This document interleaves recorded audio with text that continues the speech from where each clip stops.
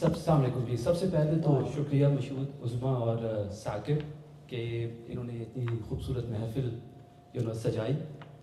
تو اس سے پہلے کہ میں آج کے موضوع پر بات چیت کا آغاز کروں، پچھلی دفعہ جو موضوع زیر بحث آیا تھا تو تھوڑا سا پوچھنا تھا کہ آپ لوگوں نے اس سے کچھ عمل درآمد کیا، کوئی معیشت کا پہیہ چلایا ہے یا نہیں چلایا؟ چلایا جی، کیونکہ مجھے پتا ہے ٹیکس سیزن ابھی گیا ہے.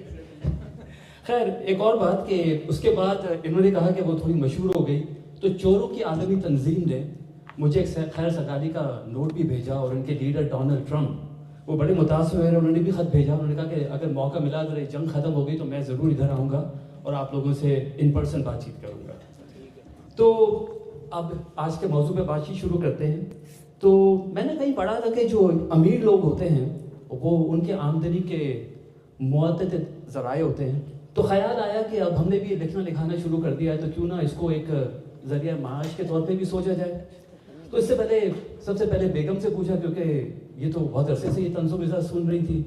تو میں نے ان سے کہا کہ ماہانہ رکنیت کا ارادہ ہے اور جو ماہانہ رکنیت ہے وہ $9.99 ہے. آپ کا کیا خیال ہے؟ تو مجھے کہتی ہے کہ جی مقابلہ بڑا سخت ہے، مجھے تو فری ٹرائل چاہیے. تو میں نے کہا کہ اگر گھر میں ہی فری ٹرائل چاہیے تو باہر تو کسی نے ممبرشپ نہیں دینی.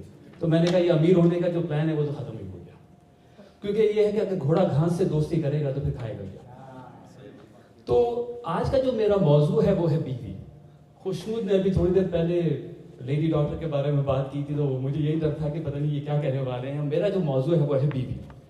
اب بیوی اللہ تعالیٰ کی ایسی مخلوق ہے جسے سمجھنے کی کوشش دنیا کے بڑے بڑے فلسفی کرتے رہے، لیکن وہ اس عمل میں اپنا سر ہی دھنتے رہے اور آخر میں سب کا متفقہ فیصلہ تھا کہ بیوی کو سمجھنا ایک آدمی کا کام نہیں ہے. بیوی کی سب سے بڑی خوبی یہ ہے کہ اسے شوہر کی ہر بات یاد رہتی ہے. اگر شوہر نے 5 سال قبل کوئی وعدہ کیا ہو تو بیوی کو تاریخ، وقت اور جگہ سب یاد ہوتا ہے. اس کے برعکس ہمارا مسئلہ یہ ہے کہ ہمارا دماغ اب کوئی نئی چیز یاد کرنے میں بالکل دلچسپی کا مظاہرہ نہیں کرتا. اس کی بالکل یہ کوشش ہوتی ہے کہ ہم کوئی ایسا کام نہ کریں جس سے ہمارے علم میں ذرا سا بھی اضافہ ہو جائے. ابھی کچھ ہی دن پہلے میں نے کوئی نئی چیز یاد کرنے کی کوشش کی تو دماغ سے پیغام آیا کہ یادداشت تو پوری ہو چکی ہے، کچھ پیچھے سے ڈیلیٹ کرو گے تو نئی کوئی چیز یاد ہوگی، اس کے علاوہ تو یاد کرنے کی کوئی گنجائش نہیں ہے. بیوی کا ایک مشہور جملہ ہوتا ہے کہ مجھے تم سے کوئی شکایت نہیں ہے. شوہر کو چاہیے کہ اگر کوئی جملہ سنے تو یا تو ہیلمٹ پہن لے یا پھر گھر سے رفو چکر ہو جائے. میرے ڈاکٹر دوستوں سے یہ پیغام ہے کہ ایسے حالات میں فوراً یہ کہہ کے گھر سے بھاگ جائیں کہ میں مریض کی جان بچانے جا رہا ہوں، چاہے وہ پیتھولوجسٹ ہی کیوں نہ ہو. شادی سے پہلے شوہر کو لگتا ہے کہ وہ زندگی کا پروفیسر ہے، شادی کے بعد پتہ چلتا ہے وہ تو انٹرن ہے. شاپنگ کے معاملے میں بیوی ایک الگ ہی سطح پر ہوتی ہے. شوہر کے لیے شاپنگ کا مطلب ہے جاؤ خریدو اور واپس آ جاؤ. بیوی کے لیے ہے جاؤ دیکھو، مواز نہ کرو، سیل چیک کرو، دوسری دکان پر دیکھو اور آخر میں کچھ نہ لو. اور اگر خرید بھی لو تو گھر آ کے یہی سوچتے رہو کہ شاید پہلی والی دکان پہ جو چیز تھی وہ بہت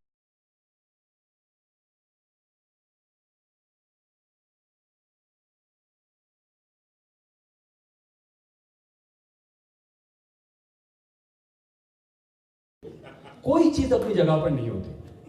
اگر آپ بیوی کو 2-3 مرتبہ فون نہ کریں تو کسی صورت میں کوئی چیز آپ کو نظر نہیں.